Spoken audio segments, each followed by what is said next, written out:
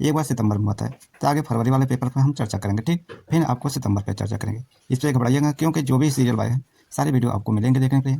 यदि आप हमारे चैनल पर हैं तो आप ईमानदारी से यदि हमारे चैनल के माध्यम से पढ़ना चाह रहे हैं या प्रीवियस शेयर करना चाहते हैं, आपका एक फर्ज है अपने परिवार को बेहतर बनाएं।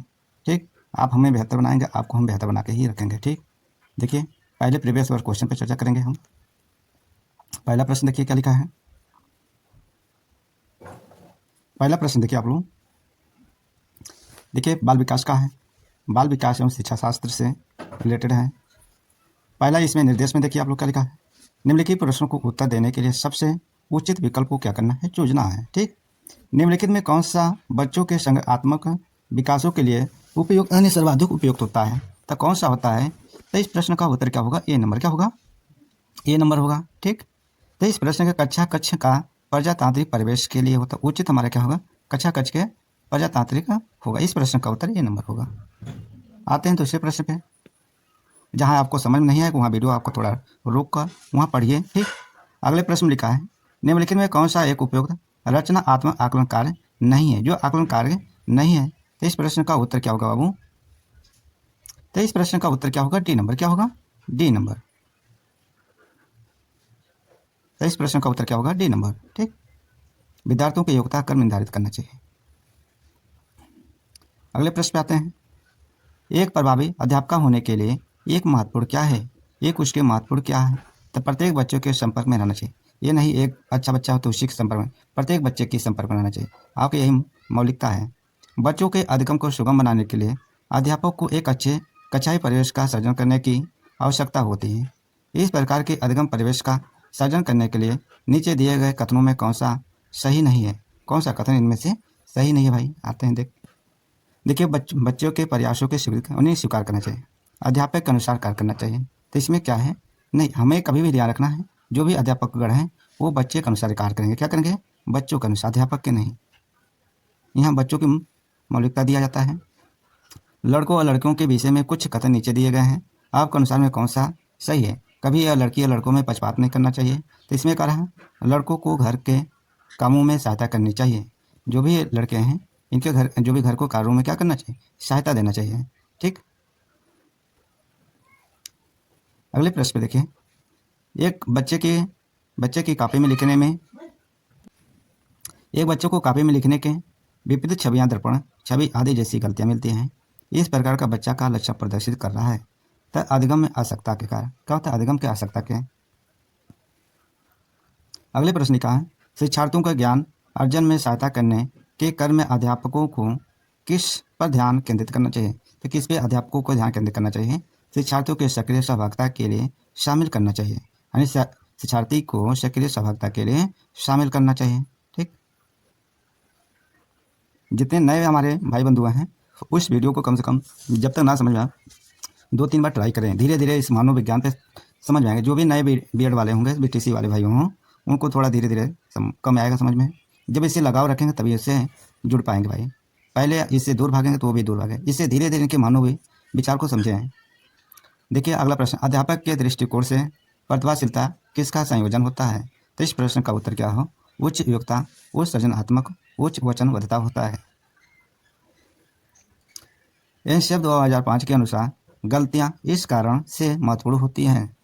देखिए इस पर क्या दिया जाता है, यानी ऐसे बच्चे के विचार की अंतर्दृष्टि उपलब्ध कराती है तथा समाधानों की पहचानने में सहायता करती है। यानी बच्चे जो भी यदि काफ़ी गलतियां करते हैं तो उनके समस्याओं की पहचान देती है। ठीक, इससे हमें उनकी गलतियों को महसूस करना, बच्चे कहाँ पे गलती कर रहे हैं, ये चीज़ हमें जानकारी वहाँ से प्राप्त हो जाती है। आउट ऑफ द बॉक्स चिंतन किससे संबंधित है, तो किससे, अपसारी चिंतन से। किससे है बाबू, अपसारी चिंतन से। शिक्षण में अध्यापकों के द्वारा विद्यार्थियों का आकलन इस अंतर्दृष्टि को विकसित करने के लिए किया जा सकता है। तो शिक्षार्थियों की आवश्यकता के अनुसार शिक्षण उपागम में परिवर्तन करना।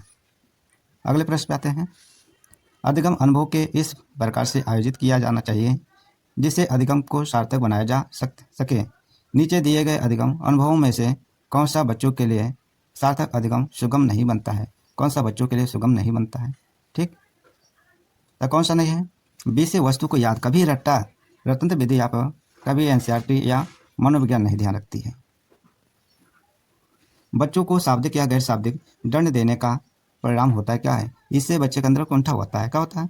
उनके स्वयं के प्रति अवधारणाओं को क्या होती है? धीरे धीरे नष्ट। चलिए अगले प्रश्न पे चलते हैं। निम्नलिखित में कौन सा प्राथमिक बालावस्था अवधि के दौरान उन भूमिका एवं व्यवहारों के बारे में जानकारी प्रदान करते हैं जो एक समूह में स्वीकार हैं?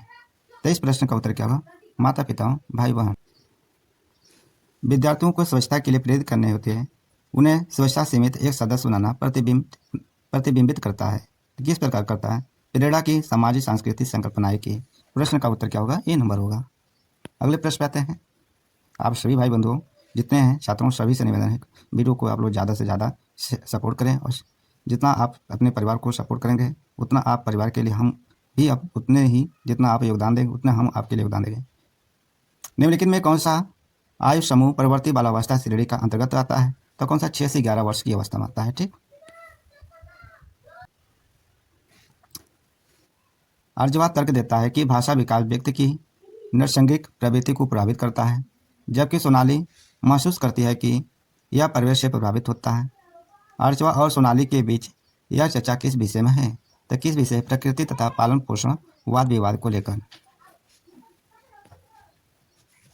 अगले प्रश्न पे अध्यापका ने ध्यान दिया कि पुष्पा अपने आप किसी एक समस्या का समाधान नहीं कर सकती है, फिर भी वह एक वयस्क या साथी के मार्गदर्शन की उपस्थिति में ऐसा करती है। इस मार्गदर्शन को कहते हैं क्या है? तो इस प्रश्न का उत्तर क्या होगा? D number. और सहारा लेना चाहते क्या है? सहारा। देखिए कुछ ऐसे शब्द होते हैं बच्चे में आपस में सीख लेते हैं, और कुछ ऐसे शब्द ना हो तो अध्यापक रहते हुए बच्चों को थोड़ा उसमें सीखने में, क्योंकि बातों में समझने समझाने में थोड़ा हेरा फेरी रहता है, तो कुछ बच्चों में ही अपना मौका देना चाहिए। अध्यापका ने एक कमेटी के प्रधान को सभापति के स्थान पर सभा अध्यक्ष लिखा। यह संकेत करता है कि अध्यापका वह अपनी क्या कर रहा है? लिंग के ऊपर प्रयोग कर रहा है, या लिंग मुक्त भाषा का प्रयोग कर रहा है। ठीक, भाषा के ऊपर है सब, लिंग के आधार पर। सतत एवं व्यापक मूल्यांकन किस लिए आवश्यक है? सतत एवं व्यापक मूल्यांकन किस लिए आवश्यक है? तो इससे क्या है? यह समझने के लिए कि अधिगम का किस प्रकार अवलोकन किया जाता है, दर्ज किया जाता है, वह सुधार किया जा सकता है। इस प्रकार से लॉरेंस कोलबर्ग के सिद्धांत में कौन सा नैतिकता की अनुपस्थिति को सही अर्थ में सूचित करता है? तो इस प्रश्न का उत्तर क्या होगा बाबू? पहला। क्या होता है? पहला नंबर इनका है। वीडियो रोककर इनके डिटेल्स आराम से पढ़िएगा। ठीक। निम्नलिखित में कौन सा बच्चों के समाजीकरण के प्रगतिशील मॉडल के संदर्भ में सही नहीं है? तो कौन सा नहीं है? विद्यालय यानी बच्चे विद्यालय में बताई गई बातों को स्वीकार करते हैं, चाहे उनकी सामाजिक पृष्ठभूमि कुछ भी हो, इस संदर्भ में। ठीक। अगले प्रश्न पर ध्यान रखें। अधिगम में आकलन किस लिए आवश्यक होता है? अधिगम में आकलन किस लिए आवश्यक होता है? तो किस लिए होता है? प्रेरणा के लिए। क्या होता है? प्रेरणा के लिए। प्रचलित योजनाओं में नई जानकारी जोड़ने के किस नाम से जाना जाता है? तो किस नाम से जाना जाता है? आत्मसत्यकरण के माध्यम से। हम अभी अपनी बुद्धि, प्रेरणा, अभिरुचि आदि के संदर्भ में भिन्न होते हैं। यह सिद्धांत संबंधित है किससे? तो किससे? व्यक्तिगत विभिन्नता से है। ठीक। अगले प्रश्न पे आते हैं। वंचित समूहों के विद्यार्थियों के समान विद्यार्थियों के साथ साथ पढ़ाना चाहिए, जिसका अभिप्राय है तब समावेशी शिक्षा के माध्यम से। क्या है? समावेशी। कोई भी नाराज हो सकता है, यह आसान है, परंतु एक सही व्यक्ति के ऊपर सही मात्रा में सही समय पर सही उद्देश्य के लिए तथा सही तरीके का नाराज होना आसान नहीं है। यह संबंधित है क्या? यह किस प्रकार का संबंधित है? संयुक्त आत्मक विकास के लिए। विकृत लिखावट से संबंधित लिखने की योग्यता में कमी किसका एक लक्षण है? कमी किसका एक लक्षण है? डिस्ग्राफिया का। किसका है? डिस्ग्राफिया का। पियाजे के सिद्धांत के अनुसार निम्नलिखित में से कौन सा अभिव्यक्ति के संग आत्म विकास को प्रभावित नहीं करेगा? कौन सा प्रभावित नहीं करेगा? सामाजिक अनुभव। क्या है? उसकी सामाजिक अनुभव। आपका अंतिम प्रश्न है सभी भाई बंधुओं, अब सभी छात्रों वीडियो को ज़्यादा से ज़्यादा आप लोग शेयर करिएगा। निम्न से कौन सा त्रिस्तरीय सिद्धांत में व्यावहारिक बुद्धि का अभिप्राय नहीं है? अभिप्राय नहीं है। तो इस प्रश्न का उत्तर क्या है? केवल अपने विषय में व्यवहारिक रूप से विचार करना है, ये क्या हमारा नहीं है। ठीक। और सारे सही हैं। फिर आपको नेक्स्ट वीडियो में मैथ मिलेंगे। ठीक। आज इसको ही करिए, कल आपका मैथ तैयार हो जाएगा। ठीक।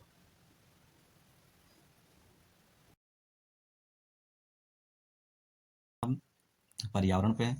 यह है पर्यावरण अध्ययन। आप लोग जल्द से जल्द खिजड़ी वृक्ष के बारे में सही कथन को चुनिए। यह वृक्ष मुख्यतः रेगिस्तानी क्षेत्रों में पाया जाता है, सही बात है। इसे अधिक जल की आवश्यकता नहीं होती, ये भी सही है।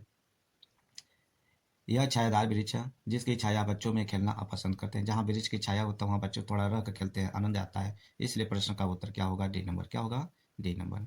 आपका आगे भाई हिंदी का वर्जन, हिंदी प्रश्न पर चर्चा किया जाएगा। ठीक, ये 2011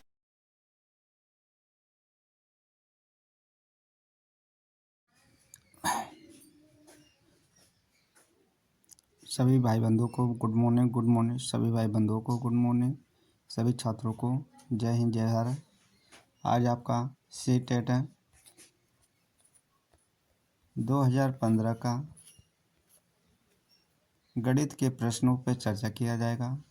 जो 2015 का पेपर हुआ था, 2 बार हुआ था, तो हमने फरवरी का पेपर वाले पे चर्चा करेंगे। फिर नेक्स्ट वीडियो में आपको मिलेंगे दिसंबर वाला में। ठीक, सितंबर या दिसंबर में जो भी हुआ। यदि आप हमारे चैनल पर नए हैं तो आप वीडियो को सब्सक्राइब कर लीजिएगा। यदि हमारे वीडियो के माध्यम से आप पढ़ना चाह रहे हैं तो, या हमारे जितने वीडियो को देखना चाहें सब्सक्राइब किए रहेंगे, या नई चीज़ को जानकारी करना चाह रहे हैं तो सब्सक्राइब करें तो तुरंत आपको नोटिफिकेशन मिलेगा। आपका प्रश्न पहला है, निम्नलिखित में कौन सा सही नहीं है? तो इसमें हमारा कौन सा सही नहीं है? तो हमारा सी नंबर क्या है? सही नहीं है। अब लीटर 1 लीटर में 1000 होता है, तो ऐसे आप अनुमान लगा सकते हैं। ठीक, तो 300 यहाँ पर 3000 होना चाहिए। कितना होना चाहिए? 3000। और 80 मिलीलीटर में इसमें जोड़ देंगे तो 3080 होना चाहिए। क्या होना चाहिए? 3080 हो जाना चाहिए। इसलिए इस प्रश्न का उत्तर गलत है। अगले प्रश्न पे आते हैं।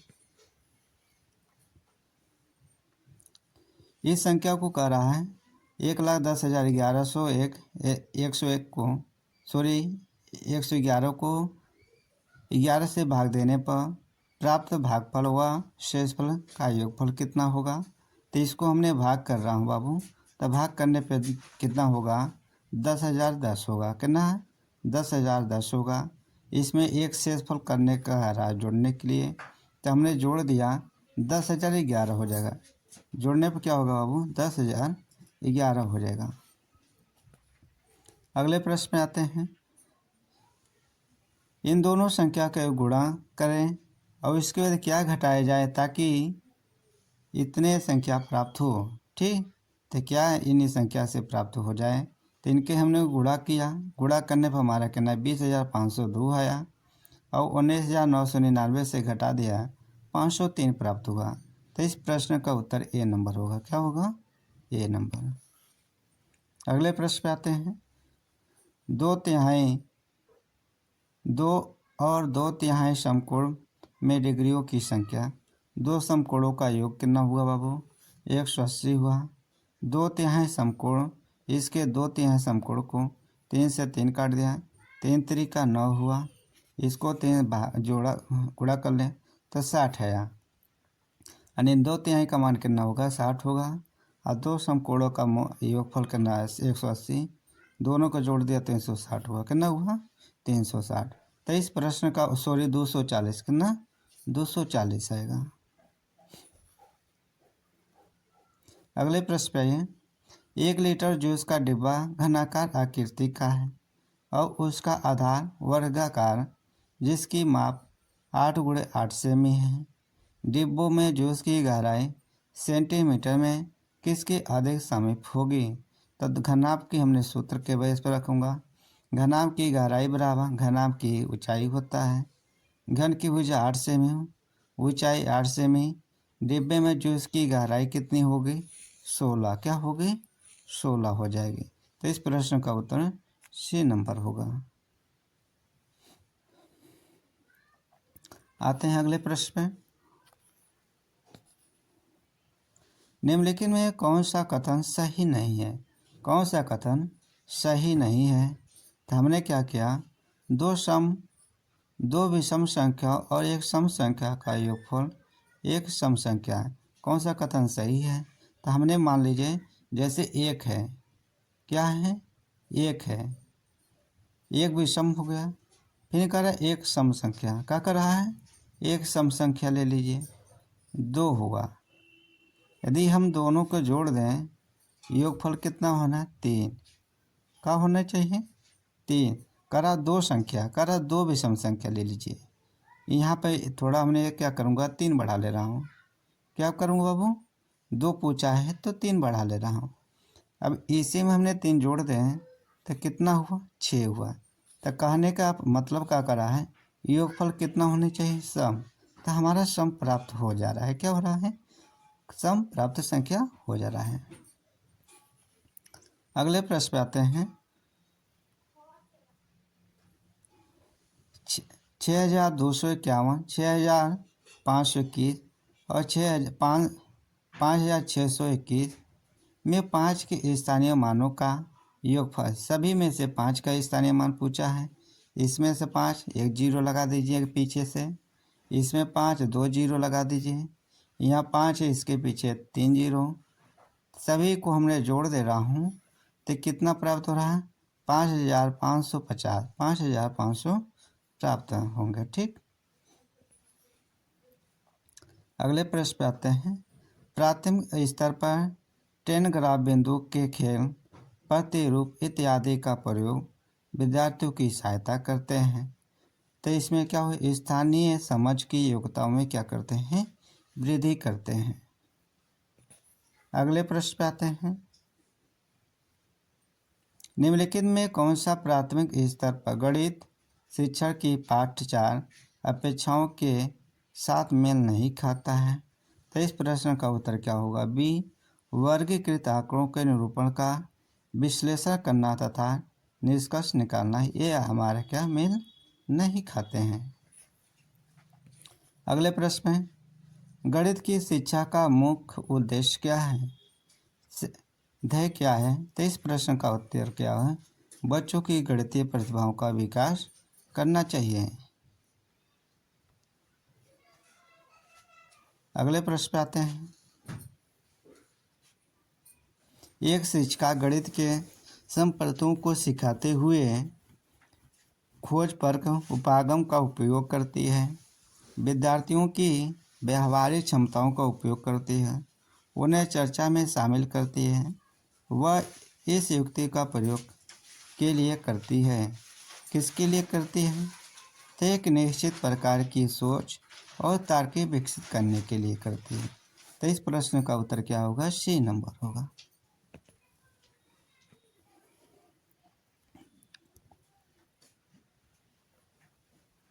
अगले प्रश्न का देखिए जवाब। एक शिक्षिका कक्षा 5 की शैलजा से एक आकृति के परिणाम के बारे में पूछती है। वह शैलजा से उसके हल को अपने शब्दों में बताने को भी कहती है। शैलजा समस्या का सही हल करने में सक्षम थी, परंतु वो उसकी व्याख्या करने में सक्षम नहीं थी। यह शैलजा निम्न विशेषता को प्रदर्शित करती है। तो कैसा कहते हैं, निम्न स्तरीय भाषा प्रवृत्ता और उच्च स्तरीय प्रवृत्ता के कारण। ठीक,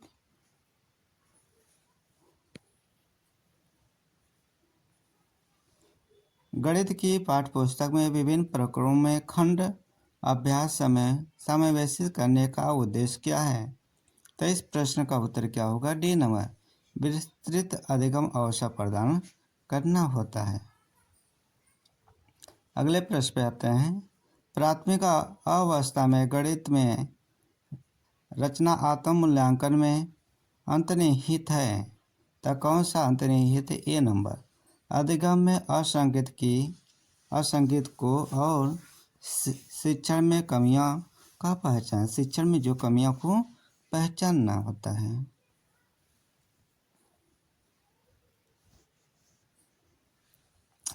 कक्षा में गणितीय मनोरंजन क्रियाकलाप तथा चुनौतीपूर्ण ज्यामितीय पहलियां संबंधी क्रियाकलाप का महत्वपूर्ण क्या है, क्योंकि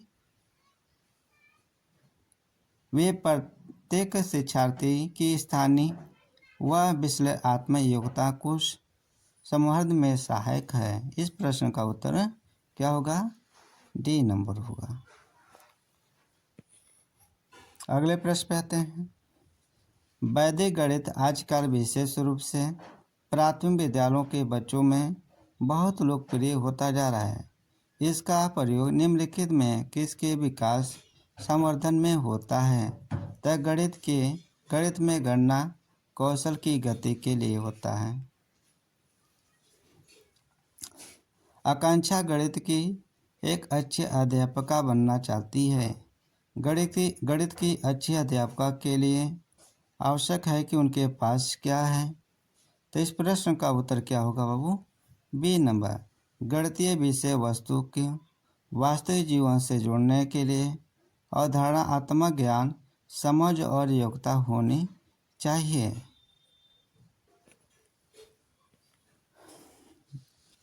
एक अध्यापिका अपनी कक्षा में गुणा को बार बार किए जाने वाले जोड़ के रूप में बता रही है। उसके बाद समान संख्या की वस्तुओं का समूहन कर गुणा के रूप में बताती है। तत्पश्चात जिन्हें गुणे से परिचित कराती है तथा अंत में गुणनफल पता करने के लिए एक आड़ी तिरछी रेखाओं अथवा माचिस की तीलियों की सहायता से एक छोटा क्रियाकलाप कराती है। यह अध्यापिका कर क्या रही हैं? तो इससे क्या होता है? बच्चों के मूर्त अमूर्त संपर्कों की ओर रूप में एक पाठ का विकास करना होता है। ठीक, अगले प्रश्न पे आते हैं। कक्षा 5 का अ के विद्यार्थियों तथा कक्षा 5 ब के 15 विद्यार्थियों लेखन प्रतियोगिता में हिस्सा लेते हैं। उनके द्वारा अर्जित अंक इस प्रकार हैं। तो इनके जो कक्षा 5 का अ है, बी हैं, इनके आंकड़ों को निष्कर्ष निकालते हैं। क्या करते हैं? आंकड़ों के निष्कर्ष निकालते हैं। तो इस प्रश्न का उत्तर क्या होगा हमारा? B number. क्या होगा? बी नंबर होगा। अगले प्रश्न पे आते हैं। 6/5 में कितने 1/10 हैं? तो इन्हीं का हमने मान निकालेंगे। क्या है?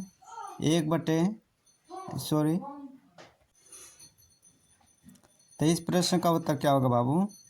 सी नंबर होगा।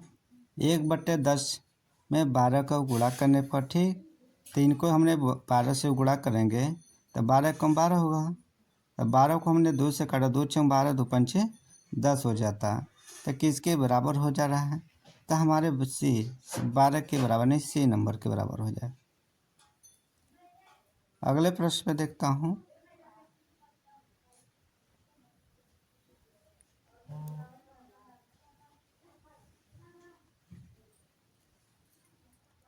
एक रेलगाड़ी एक स्टेशन से 6:14 AM पर चलकर अपने गंतव्य स्थान पर 13 घंटे 48 मिनट के पश्चात पहुंच जाती है। गंतव्य स्थान पर पहुंचने का समय क्या है? 6:14 और कितने? 13 घंटे 48 मिनट। दोनों को हमने जोड़ दे रहा हूँ तो 20 घंटे क्या हुआ? 2 मिनट। तक कितने बजे तो 8:02 पर, 8:02 पर। तो इस प्रश्न का उत्तर क्या होगा? ए नंबर होगा। अगले प्रश्न पे कर रहा हूँ। 21 और 49 के बीच 7 के गुणजों का योगफल और भागे 25 और 30 का सबसे बड़ा सर्वाधिक गुणनखंड बराबर है क्या? तो इनके क्या करना है? छोटी संख्या के इनके गुणनफल निकल लीजिएगा, इन दोनों का, तीनों का यहाँ पर। तो ये संख्या हमारा कितना हो जाए? लासा इनका 105 हो जाएगा। इनका हम मासा ले लेंगे तो कितना होगा बाबू? 5 होगा। तो इनके बराबर होंगे, किसके बराबर होंगे? तो इन्हीं को हमने भाग कर 21 से 7, 5 एकम 5, 5 दूनी 10 हुआ, 5 एकम 5, तो किसके बराबर हो? 21 के बराबर होंगे। तो प्रश्न का उत्तर क्या होगा? डी नंबर होगा। क्या होगा? डी नंबर होगा।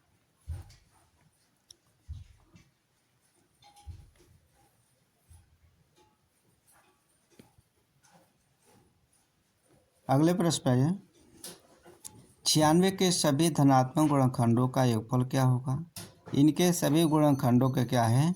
योगफल पूछा है। तो हमने 96 का गुणा करने लासा निकालें तो ये कितना, 2 दूनी 4 हुआ, 4 दूनी 8 हुआ, 8 8 दूनी 16 हुआ, 16 32 हुआ, 32 चाहे 96 हुआ। कितना हुआ? 96 हुआ। देख लीजिए 32 चाहे 96 ही होता है। ठीक। अब 5 कितने बार हमारा? 2 के घाते 5 हुए। 1 कितने बार? 1 रख लिया। ठीक। अब इन्हीं के गुणनखंडों की संख्या पूछा है। तो देखिए यहाँ पे जैसे इनका फार्मूला देखिए यहाँ पर लिखा है। फार्मूले के हिसाब से हम करेंगे। जैसे ए P+1, फिर इनका क्या, BQ+1, इनके फार्मूले के अनुसार रखें। तो जैसे हमारे ए का घात कितना है बाबू? 2 है। 2 घाते 5 हैं। अब 5 में एक जोड़ें तो 6 हो जाए। कितना होगा? 6 हो जाएगा। ठीक। उसी तरह 2 के घाते कितना? 1 है। 3 के घाते 1 है। इनमें एक जोड़े तो 2 हो गया। कितना हुआ? 2 हुआ। अब इसमें इसको क्या करेंगे? इसको 6 को हमने क्या करूँगा? 2 को 6 बार गुणा करूँगा। क्या करूँगा? 2 बार। और 9 को हमने क्या करूँगा? 2 बार। तो ये 3 त्रिका 9 हुआ। 9 में 1 से माइनस कर दे 8 हुआ।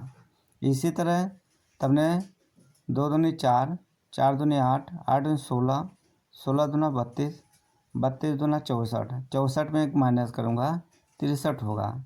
इसी तरह इनमें से 1 माइनस करो 1 होगा, इनमें से माइनस करो 2 होगा। तो इसको दोनों को मल्टीपल कर दो तो 2 हुआ। अब इनको हम काट 2 एकम 2, 2 चौको 8, 63 को हमने 4 से गुणा करें तो 252 आएगा। कितना आएगा बाबू? 252 आएगा। तो इस प्रश्न का उत्तर क्या होगा? 252 हो जाएगा। अगले प्रश्न पे आते हैं। राष्ट्रीय पाठ्यक्रम रूपरेखा 2005 के अनुसार विद्यालयों में गणित शिक्षण का संक्रिय उद्देश्य क्या है? तो इस प्रश्न का उत्तर क्या होगा? बी नंबर है, संख्यात्मक कौशलों का विकास होगा। अगले प्रश्न पे आते हैं। रवि के पास 3 दर्जन चॉकलेट हैं। 3 दर्जन चॉकलेट हो गया।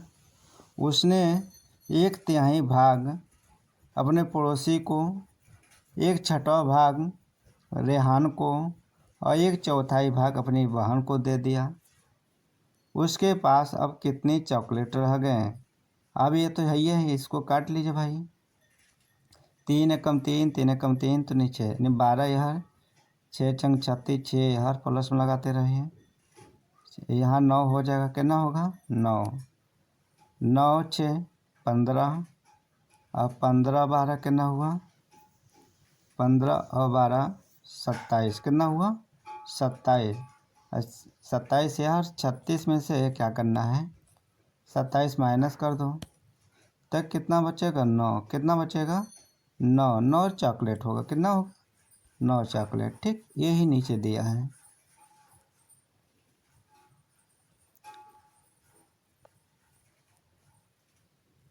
अगले प्रश्न पे देखें। एक वर्ग का परिमाण 44 सेंटीमीटर है। एक आयत का परिमाण इस वर्ग के परिमाप के बराबर है। आयत की लंबाई वर्ग की भुजा से 5 सेंटीमीटर अधिक है। वर्ग आयत के क्षेत्रफल सेमी का योगफल क्या है?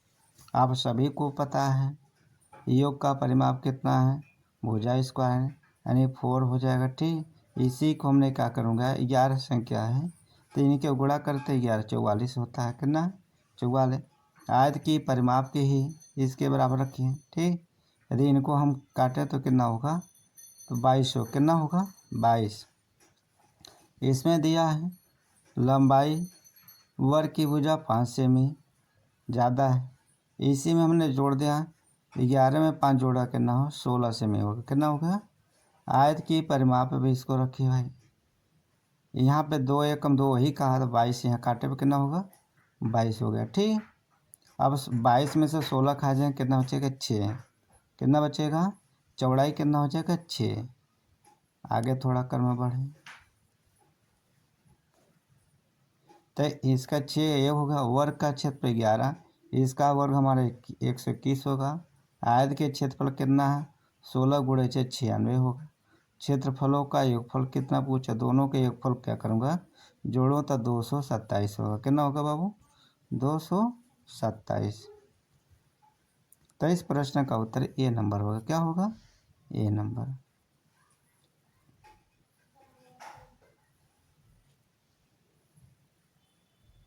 अगले प्रश्न में, एक बच्चा जिस अवस्था में सभी संबंधित संक्रियाओं को करने में सक्षम है तथा भिन्नों के संपर्कों की व्याख्या करने में सक्षम है, वह अवस्था है क्या।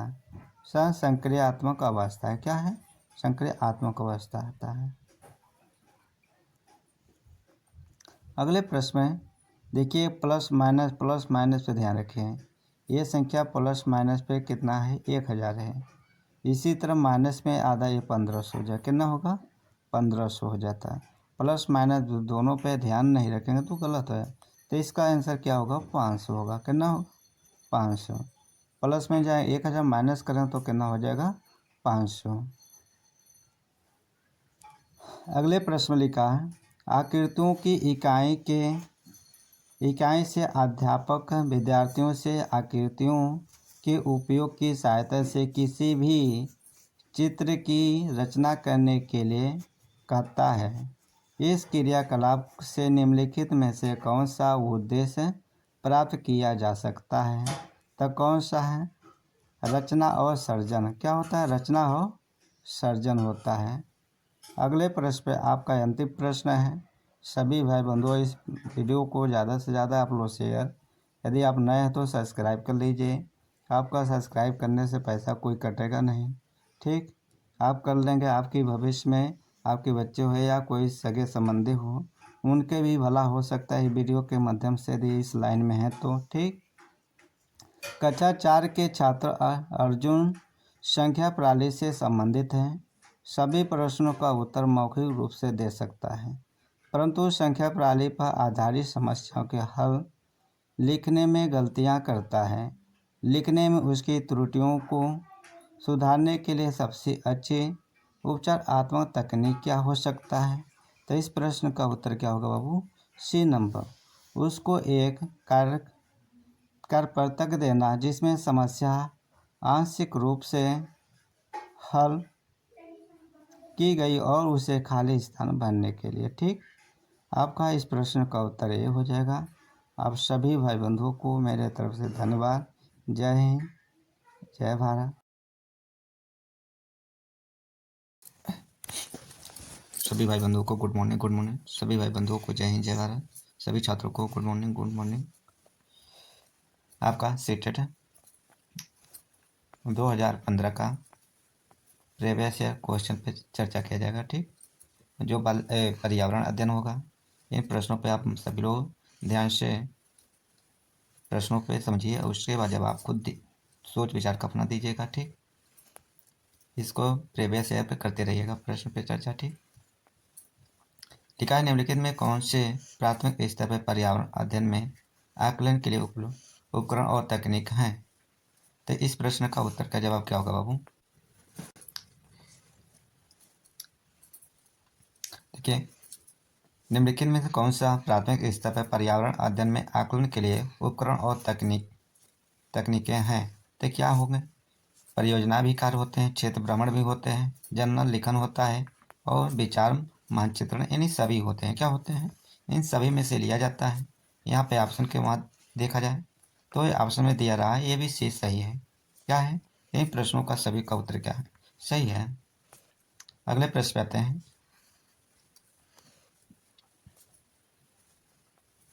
लिखा है, मिजोरम में की जाने वाले झूम खेती के विषय में निम्नलिखित कथनों का अध्ययन कीजिए।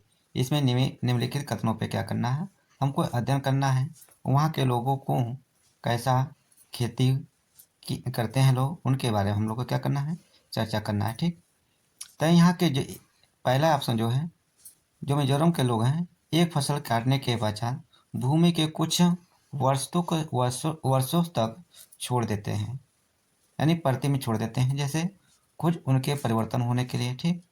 दूसरा ऑप्शन है इस भूमि पर उगने वाले बाँस और खरपतवार को काटकर जला दिया जाता है, जैसे खाद वगैरह के लिए। ठीक सर।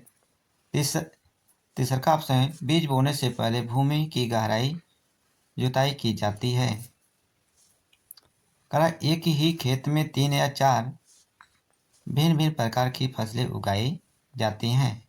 ये मिजोरम के हैं। ये दोनों ऑप्शन क्या है, मिजोरम के लिए गलत है। ठीक, इसलिए प्रश्न का उत्तर क्या होगा, बी नंबर होगा।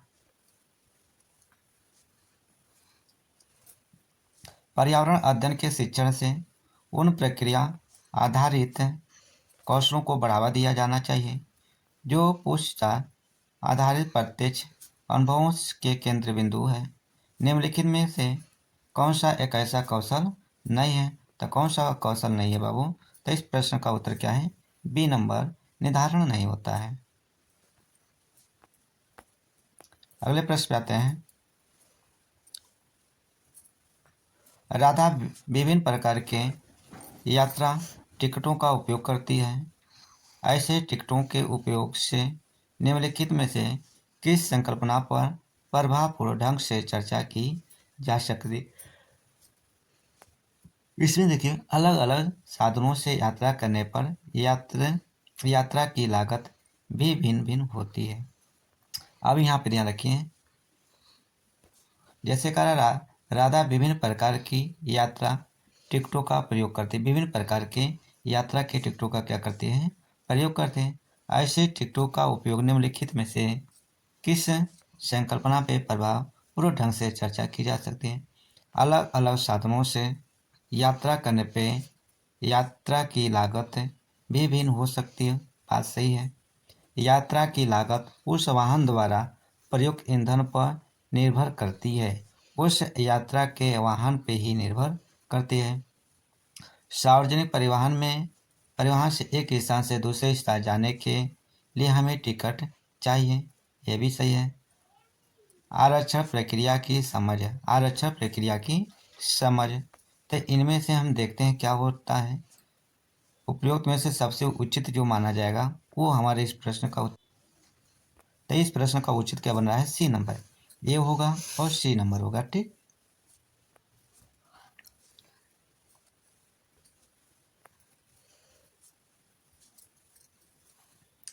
अगला प्रश्न देखें। प्राथमिक कक्षाओं के विद्यार्थियों के मानचित्र शिक्षण के लिए निम्नलिखित में कौन सी युक्ति सर्वाधिक उपयुक्त प्रतीत होती है, तो कौन सा सबसे सर्वाधिक प्रयुक्त होती है। तो इस प्रश्न का उत्तर क्या बाबू, डी नंबर होगा। क्या होगा, डी नंबर। शिक्षार्थियों की सहायता करना है कि वे अपने ही संकेतों का उपयोग करते हुए अपने निकटतम परिवेश का मानचित्र बनाएं और वस्तुओं के सापेक्ष स्थिति और दिशा पर ध्यान केंद्रित करें। ठीक, अगला प्रश्न लिखा है। कक्षा 5 की अध्यापिका माहिका चाहती है कि उसके विद्यार्थी आसपास के पौधों का अवलोकन करें।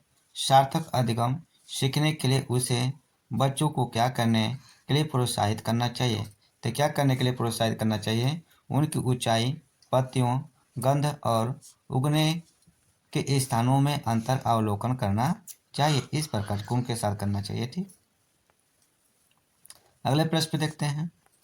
प्राथमिक स्तर पर पर्यावरण अध्ययन पढ़ाने के लिए निम्नलिखित में से कौन सा पहलू सबसे महत्वपूर्ण होना चाहिए। कौन सा सबसे महत्वपूर्ण पहलू होना चाहिए, सीखने वाले को प्रकृति और सामाजिक सांस्कृतिक पर्यावरण से जोड़ना होना चाहिए।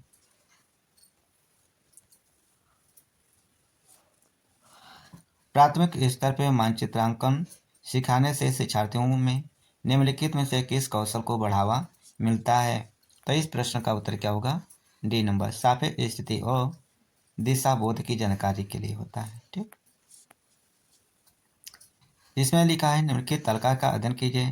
पेट्रोल का मूल्य इतने हैं और डीजल का मूल्य इतना है। इस महीने में जो है उनका रेट दिया गया है। तो इन तालिका के माध्यम से हमें क्या करना है, जानकारी देना है। तो ये कह रहा है पेट्रोल डीजल की अपेक्षा अधिक महंगा ईंधन है। अब कह रहा है पेट्रोल डीजल की अपेक्षा क्या है, महंगा है। पेट्रोल क्या है भाई, देखिए दोनों में डिफरेंट क्या है, यानी पेट्रोल का दाम और डीजल के दाम में क्या है, यानी डीजल का दाम कम है, पेट्रोल का दाम अधिक है। तो क्या पेट्रोल डीजल की अपेक्षा अधिक महंगा है? तो पेट्रोल डीजल की अपेक्षा पेट्रोल के दाम क्या है, महंगा है। और यहाँ पे पेट्रोल की अपेक्षा डीजल के मूल्य में वृद्धि का प्रतिशत अधिक है। डीजल सस्ता है, इसलिए सार्वजनिक परिवहन इस पर चलते हैं। डीजल पेट्रोल से सस्ता है, डीजल पेट्रोल से सस्ता ईंधन है। लोगों को डीजल वाली गाड़ियां खरीदनी चाहिए। यहाँ पे जो उचित लगे वही हमें उत्तर को जवाब देना है। अगले प्रश्न पे आते हैं। प्राथमिक कक्षाओं में पर्यावरण अध्ययन के लिए निम्नलिखित सभी समान उपायों का अनुपालन किया जाना है, केवल इसे छोड़कर। क्या इसमें एक छोड़कर? तो क्या हमारा, तो डी नंबर हमारा क्या है, इसको छोड़ दे, क्या है, अमूर्त से मूर्त की तरफ, ये हमारा क्या है, इसी को छोड़ दिया है। अगले प्रश्न पे आते हैं। राष्ट्रीय प्रचार रूपरेखा एनसीएफ 2005 ने कक्षा 1 और 2 के लिए पर्यावरण अध्ययन के किसी पाठ्यक्रम या पाठ्य पुस्तक की प्रस्तुति नहीं की है। इसके लिए सबसे उपयुक्त कारण क्या हो सकता है? इसके लिए उपयुक्त कारण हमारा क्या है भाई? तो डी नंबर क्या है, डी नंबर संदर्भ युक्त अधिगम परिवेश प्रदान करना होता है।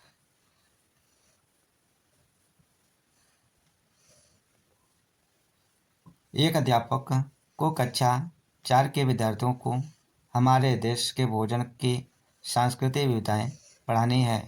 इस विषय को पढ़ाने के लिए सर्वोत्तम विधि निम्नलिखित में से तो क्या है? तो इसमें सर्वाधिक विधि हमारा क्या होगा बाबू? तो इस प्रश्न का उत्तर क्या होगा? बी नंबर क्या होगा?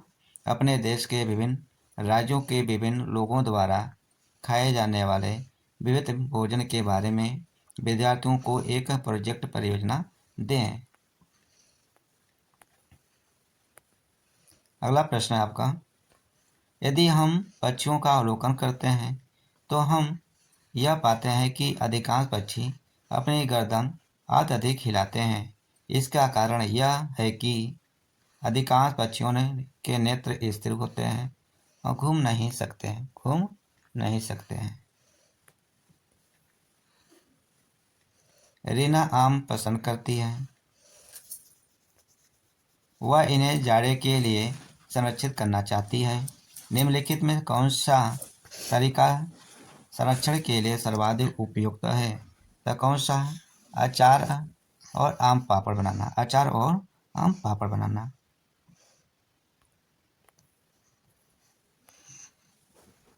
अगले प्रश्न देखें।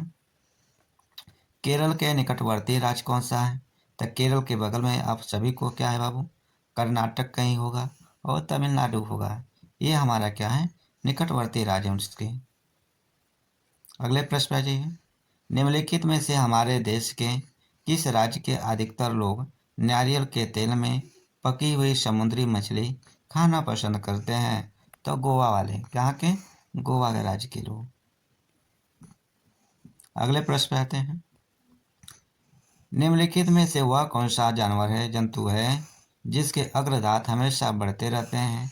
वे दांतों के बहुत अधिक लंबा न होने देने के लिए वस्तुओं को काटते कुतरते रहते हैं। सभी को मालूम है गिलहरी क्या है? गिलहरी भी है। यदि गिलहरी ना हो तो चूहा भी लगा कपड़ों को क्या करते हैं? काटते पीटते रहते हैं अपने दांत को। ठीक, जब नहीं रहेगा तब ध्यान रखिएगा।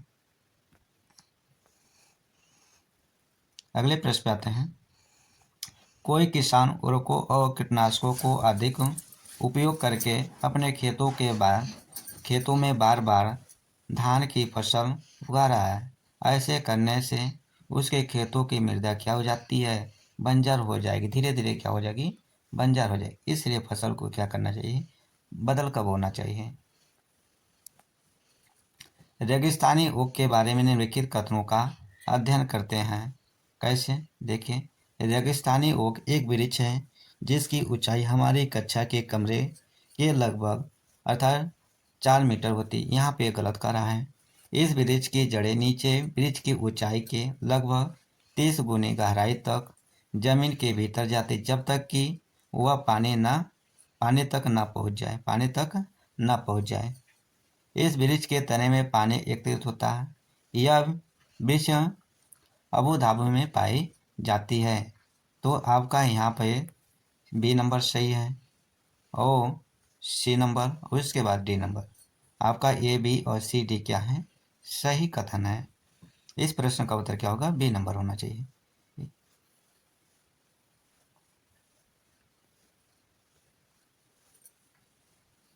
डी नंबर हमने क्या लगाया? डी लगाया। ये गलती कर दिया गया बाबू। ये डी नंबर क्या है? डी नंबर है। रेगिस्तानी ओक पाए जाते हैं, ये भी सही है और ये भी बी भी सही है। सी डी नहीं है क्या? खाली डी नंबर नहीं है। ये आबू धाबी में नहीं पाई जाती है।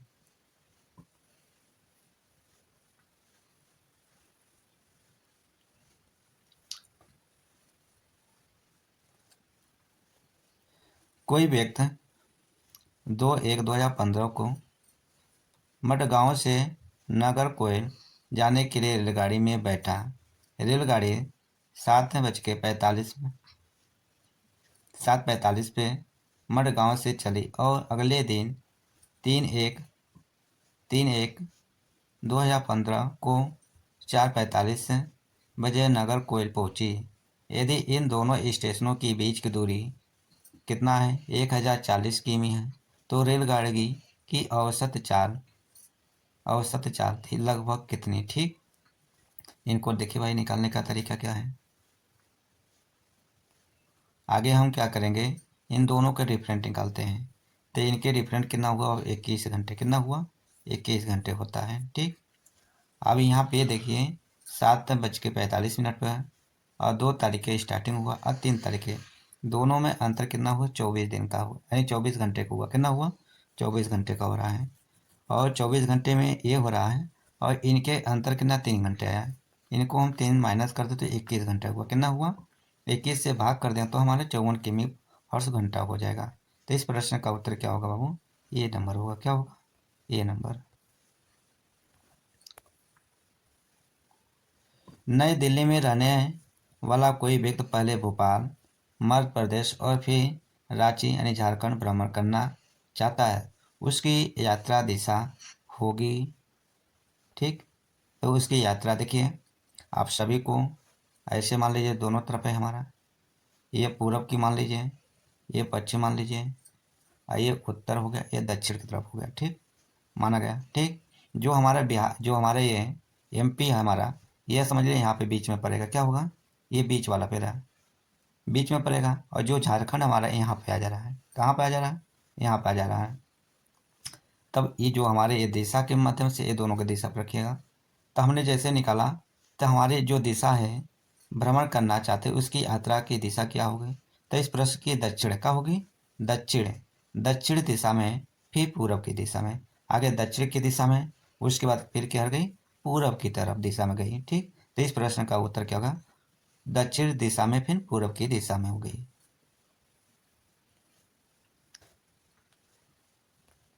नीचे दी गई सभी जानवरों में निम्नलिखित में से कौन सी विशेषता पाई जाती है? छिपकली, गौरैया, कछुआ, सांप। जो सांप है ये भी अंडा देता है, कछुआ ये भी देती है, गौरैया भी देती है, छिपकली भी, सभी अंडे देते हैं। क्या है? सभी अंडे देते हैं। तो इस प्रश्न का उत्तर क्या होगा? ये नंबर ही सही है।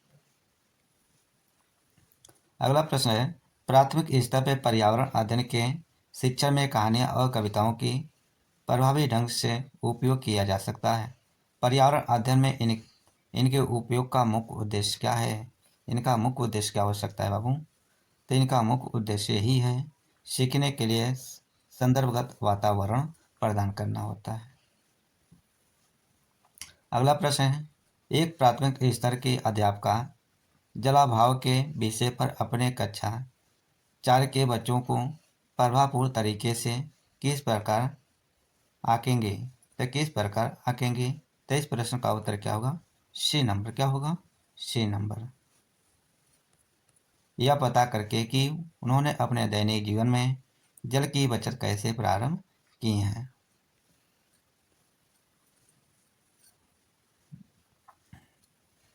अगला प्रश्न देखें। आपके प्रधानाचार्य ने आपको कहा कि कक्षा 5 के विद्यार्थियों को शैक्षिक अवलोकन यात्रा के लिए ले जाएं। इस अवलोकन यात्रा को सार्थक बनाने के लिए आप अपनी योजना में क्या सम्मिलित करेंगे? तो इस प्रश्न का उत्तर क्या होगा बाबू? तो ये नंबर होगा, क्या होगा? ये नंबर क्रियाकलापों की एक स्तरीकृत सेट उस स्थान के बारे में तैयार करना और प्रामाणिक तथा सार्थक अध्ययन के लिए उसे विद्यार्थियों के साथ यात्रा से पूर्ण साझा करना होता है। ठीक, अगला प्रश्न देखिए। प्राथमिक स्तर पर पर्यावरण अध्ययन के आकलन में निम्नलिखित में से कौन सा एक संकेत उपयुक्त नहीं है? कौन सा संकेत उपयुक्त नहीं है? तो न्याय और समानता का प्रति चिंता की संकेत नहीं है। अगले प्रश्न पे आते हैं। इस पौधों में पत्तियां हैं जिन्हें सब्जी की तरह प्रयोग में लाया जाता है। इसके बीजों से तेल प्राप्त किया जाता है। यह पौधा है क्या? तो सरसों है। क्या है? सरसों है।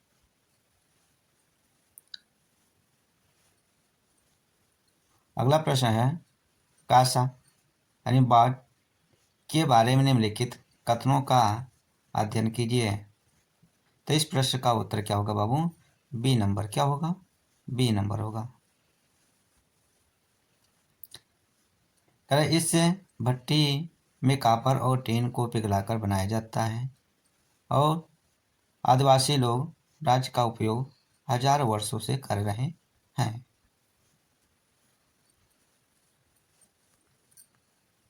निम्नलिखित में से कौन सा मच्छरों से होने या फैलने वाले रोगों का समुच्चय है? तो कौन सा?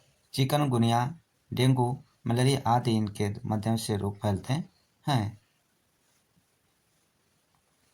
अगला प्रश्न आपका, किसी राज्य के मानचित्र के एक सिरे पर यह लिखा स्केल 1 सेमी बराबर 110 मीटर।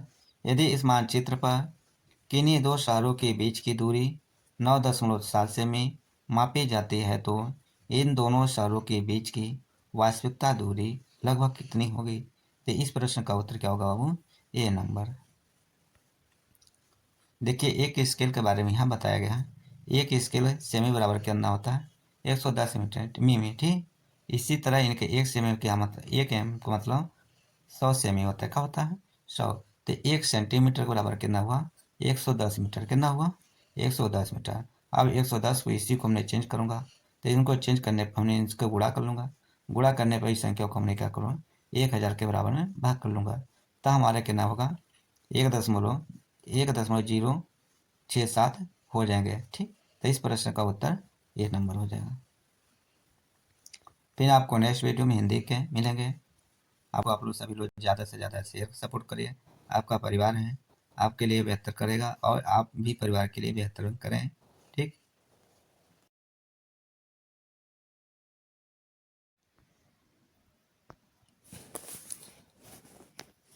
सभी भाई बंधु को गुड मॉर्निंग। गुड मॉर्निंग सभी भाई बंधु को जय हिंद। सभी छात्रों को जय हिंद। सभी भाइयों को, सभी छात्रों को, सभी को गुड मॉर्निंग सुबह का। ये आपका सीटेट है, सीटेट 2015 का पेपर जो फर्स्ट हुआ था उन पेपर पे हम चर्चा करेंगे। फिर सेकंड जो पेपर हुआ था उनका हम इस वीडियो के बाद चर्चा करेंगे। यदि आप हमारे चैनल पर नए हैं या हमारे वीडियो देख रहे हैं, यदि हमारा वीडियो के माध्यम से आप रेलवे या अन्य कोई पेपर को देखना चाह रहे हैं या पढ़ना चाह रहे हैं तो आपका एक परिवार है। आप परिवार को बेहतर बनाइए और हमारे तरफ से आपको भी बेहतर बनाने का सुनहरा मौका रहेगा। देखिए, पहला है, इसमें कह रहा है सबसे उचित विकल्प को ही क्या करना है? छांटना है। ठीक, जैसे पहले प्रश्न पे ध्यान रखिए आप लोग।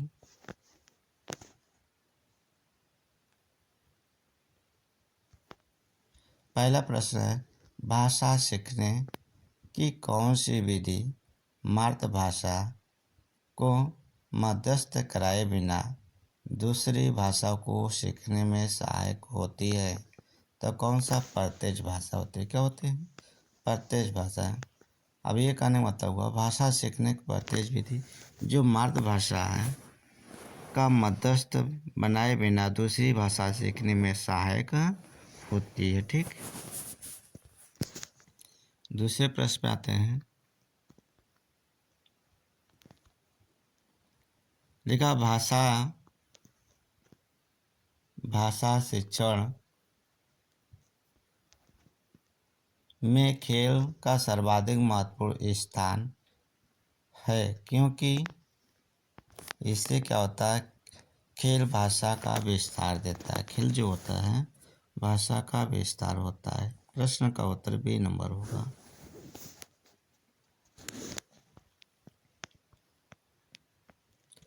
पाठ के अंत में अभ्यास और गतिविधियां का उद्देश्य क्या नहीं है? क्या नहीं है?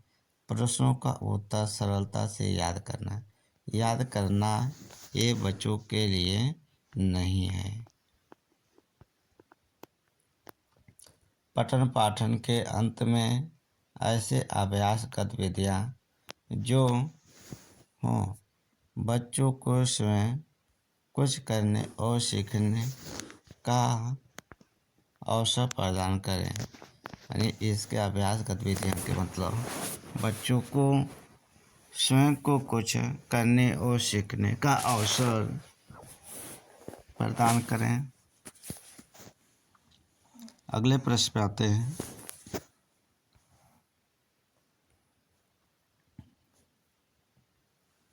भाषा शिक्षण में बालक में मौखिक कौशल का विकास के लिए डैश डैश सबसे कम महत्वपूर्ण है। सबसे कम महत्वपूर्ण क्या है बाबू? तो इसमें प्रश्नों के उत्तर पूछना, प्रश्नों का उत्तर पूछना कब महत्वपूर्ण है।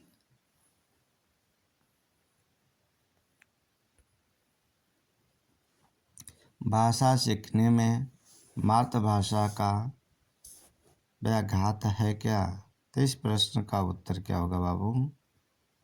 ए नंबर क्या होगा? आंशिक रूप से होता है। भाषाई कौशलों के संदर्भ में कौन सा कथन सत्य है? कौन सा कथन सत्य है? भाषाई कौशल एक कर्म से सीखे जाते हैं। जैसे इनका कर्म हमारा देख लीजिए। आगे बच्चा सुनेगा, उसके बाद बोलना सीखेगा, पढ़ना, उसके बाद लिखना होता है। ठीक,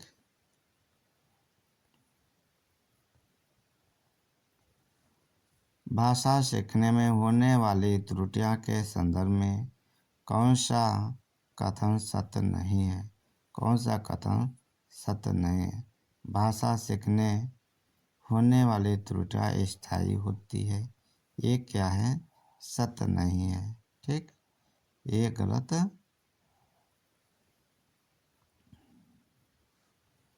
अगले प्रश्न पे आते हैं। एक प्राथमिक शिक्षक के रूप में आप सतत और व्यापक आकलन करते समय किसे सर्वोपरि मानते हैं? तो किसे सबसे सर्वोपरि मानते हैं? तो आपका क्या उत्तर? डी नंबर, बच्चों द्वारा विभिन्न संदर्भों में भाषा प्रयोग की क्षमता।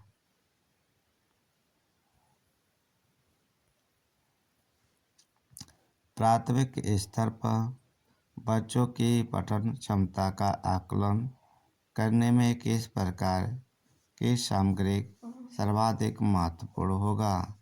तो कौन सा सबसे सर्वाधिक महत्वपूर्ण होगा बाबू? तो इस प्रश्न का उत्तर क्या होगा? बाल साहित्य की कोई सृजनात्मक कहानी।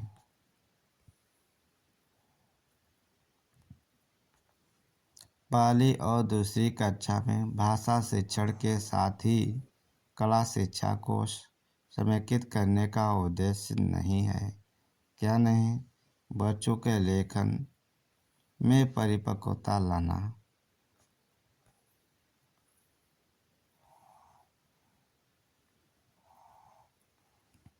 प्राथमिक स्तर पर बच्चों कि घर की भाषा को अपनी कक्षा में स्थान देने जरूरी है, क्योंकि घर की भाषा क्या होती है? तो घर की भाषा क्या होती है? बच्चे की भाषाएं पूंजी होती है। ये घर की उनकी लस भाषाओं की तरह होती हैं। भाषा सीखने सिखाने के संदर्भ में गृहकार का उद्देश्य होता है क्या है? सीखने को विस्तार देना। क्या होता है? सीखने को विस्तार देना। भाषा अर्जन के संबंध में कौन सा कथन सत्य है? कौन सा कथन सत्य है? तो इस प्रश्न का उत्तर क्या होगा? B number. भाषा संस्कृति परिवेश के अनुसार अर्थ ग्रहण की प्रक्रिया स्वाभाविक होती है। बाल विकास के संबंध में कौन सा कथन सही नहीं है? कौन सा कथन सही नहीं है? भाषा विकास व्यक्तिगत निरपेक्ष है। ये क्या है? नहीं सही है। ठीक।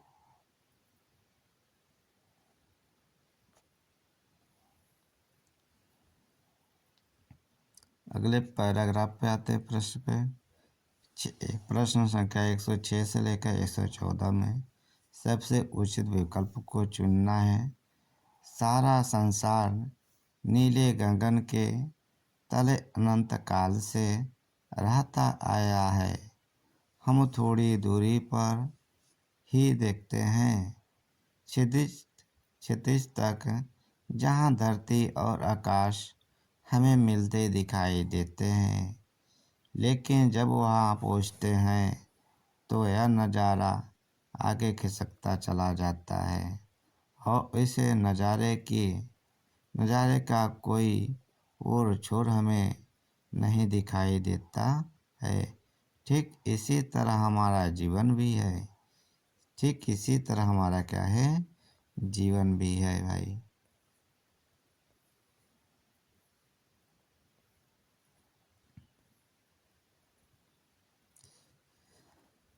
अब यहाँ पर से देखें, जिंदगी का न जाने कितने उपमाएं दी जा चुकी हैं, लेकिन कोई भी उपमा पूर्ण नहीं मानी गई, क्योंकि जिंदगी के इतने पक्ष हैं कि कोई भी उपमा उस पर पूरी तरह फिट नहीं बैठती। बर्नार्ड शॉ जीवन को एक खुली किताब मानते थे और यह भी मानते हैं कि सभी जीवों को समान रूप से जीने का हक है।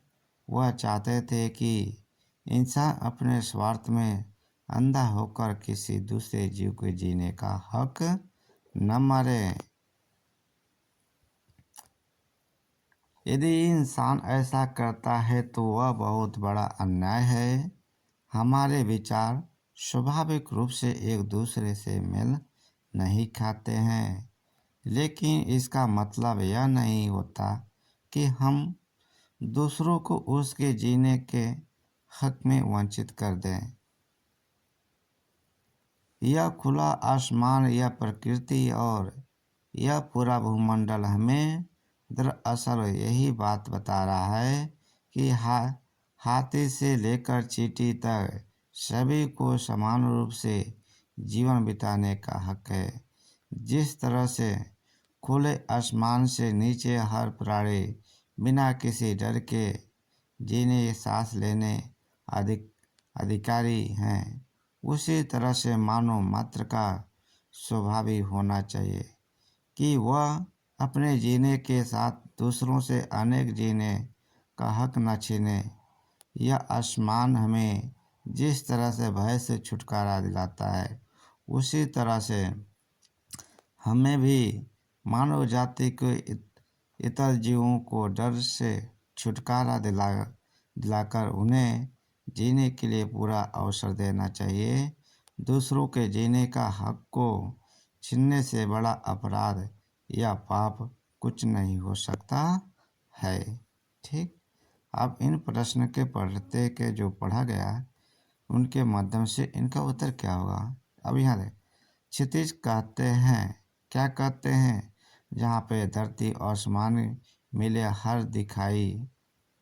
मिले हुए दिखाई देते हैं वो क्षितिज कहलाती है। तो इस प्रश्न का उत्तर क्या होगा, ए नंबर। जहाँ धरती और आसमान मिले हुए दिखाई देते हैं वही हमारा क्या है, क्षितिज है।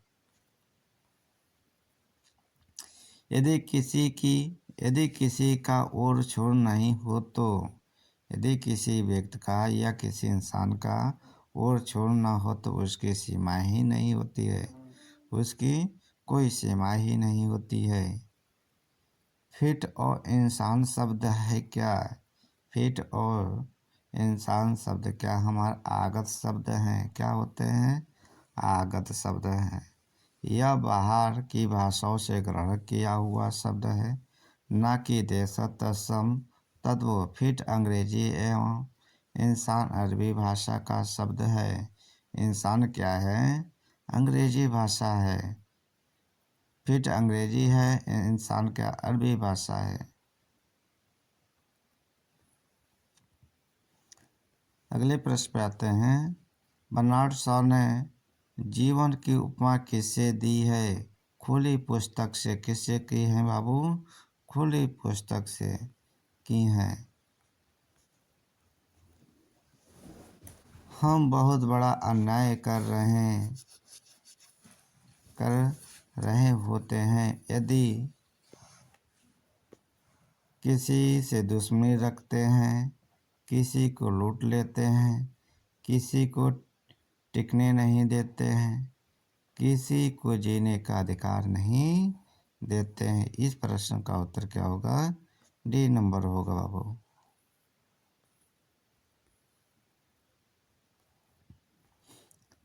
प्रकृति और खुला आसमान बता रहे हैं कि सबको क्या करना है, प्रकृति से प्रेम करना और यहाँ पे जीने का हक है, क्या है, जीने का हक है। सी नंबर गलत बाबू।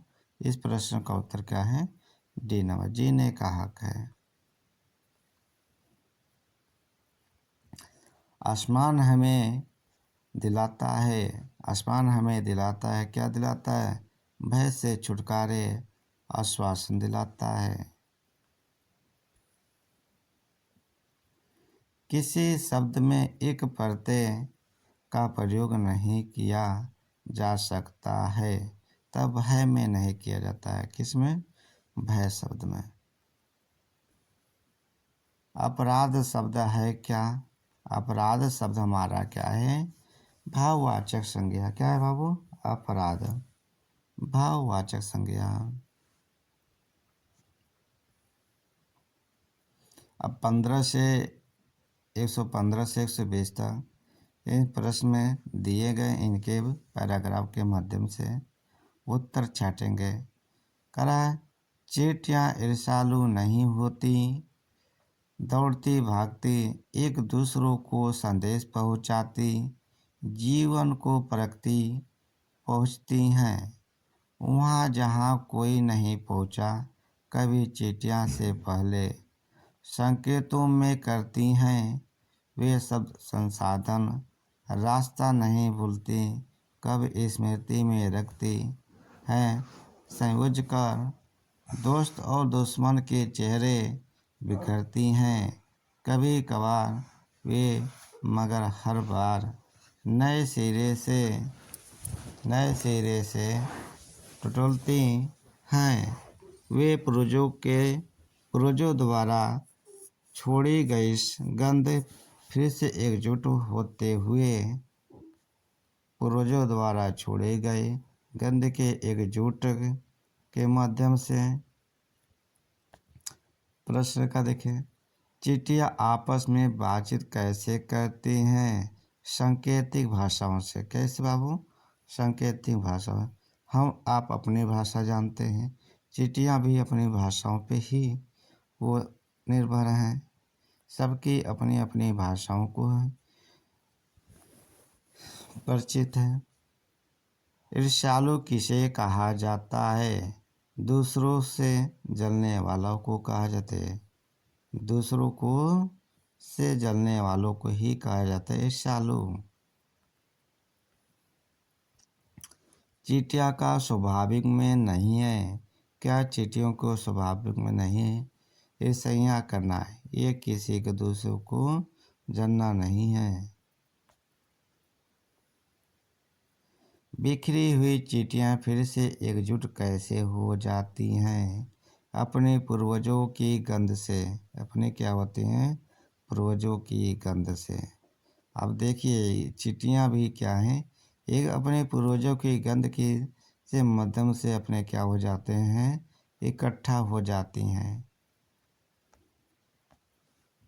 मित्र और शत्रु के चेहरों को चींटियाँ क्या करती हैं?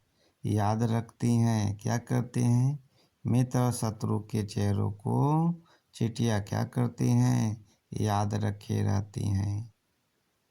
अगले प्रश्न पे हैं, काव्यांश में मगर का अर्थ क्या होता है? मगर का अर्थ होता है परंतु। मगर का अर्थ क्या होता है?